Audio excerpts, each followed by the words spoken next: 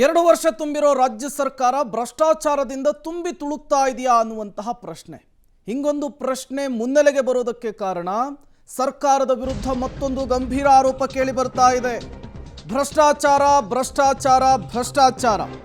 ಸರ್ಕಾರದ ಮತ್ತೊಂದು ಇಲಾಖೆಯಲ್ಲಿ ಬ್ರಹ್ಮಾಂಡ ಭ್ರಷ್ಟಾಚಾರದ ವಿಚಾರ ಸ್ಫೋಟಗೊಂಡಿದೆ. ದಿನಕ್ಕೊಂದು ಇಲಾಖೆಯಲ್ಲಿ ಲಂಚದ ಛಾಯೆ ಆವರಿಸ್ತಾ ಇದೆ. ಪಬ್ಲಿಕ್ ಟಿವಿಯಲ್ಲಿ ಮತ್ತೊಂದು ಬಿಗ್ ಎಕ್ಸ್ಪೋಸ್. ಸರ್ಕಾರದ ಮತ್ತೊಂದು ಇಲಾಖೆಯಲ್ಲಾದಂತಹ ಬ್ರಹ್ಮಾಂಡ ಭ್ರಷ್ಟಾಚಾರದ ಸ್ಟೋರಿ ಇದು. ಈಗಾಗಲೇ ವಾಲ್ಮೀಕಿ, ಮೂಡಾ 60%, ಮೊನ್ನೆ ಅಷ್ಟೇ ವಸತಿ ಇಲಾಖೆಯಲ್ಲಾದಂತಹ ಬ್ರಹ್ಮಾಂಡ ಭ್ರಷ್ಟಾಚಾರ ರಾಜ್ಯ ಸರ್ಕಾರಕ್ಕೆ ಇರಿಸು ಮುರುಸನ್ನುಂಟು ಮಾಡಿತ್ತು, ರಾಷ್ಟ್ರ ಮಟ್ಟದಲ್ಲಿ ಸುದ್ದಿ ಮಾಡಿದ್ದಿತ್ತು. ಈ ಬೆನ್ನಲ್ಲೇ ಈಗ ಮತ್ತೊಂದು ಇಲಾಖೆಯಲ್ಲಿ ಬ್ರಹ್ಮಾಂಡ ಭ್ರಷ್ಟಾಚಾರ ಆಗಿದೆ ಅನ್ನುವಂತಹ ವಿಚಾರ ಗೊತ್ತಾಗ್ತಾ ಇದೆ.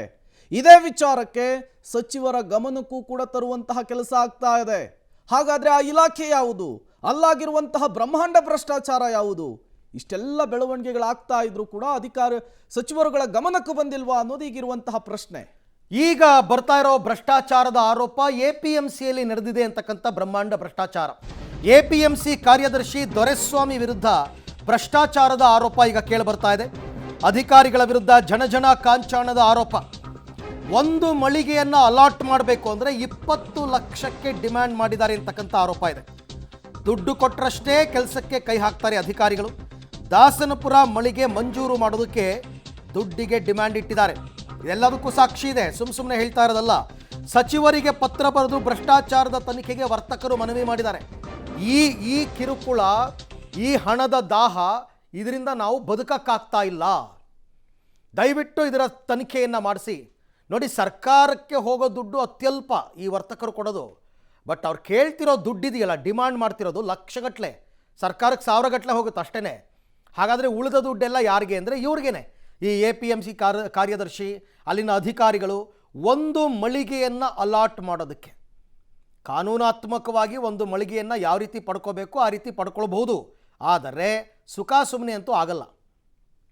ಇಲ್ಲಿ ಅವರು ಡಿಮಾಂಡ್ ಮಾಡಿದಷ್ಟು ದುಡ್ಡು ಕೊಡಬೇಕು. 20 ಲಕ್ಷ, 25 ಲಕ್ಷ, 25 ಲಕ್ಷದಿಂದ ಶುರು ಮಾಡ್ತಾರಂತೆ.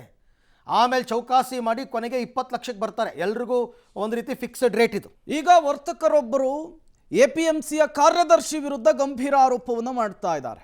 20 ಲಕ್ಷ ರೂಪಾಯಿ ಹಣವನ್ನು ಪಡೆದುಕೊಂಡಿದ್ದಾರೆ ಅಂತೇಳಿ ದೂರನ್ನು ಕೊಟ್ಟಿದ್ದಾರೆ.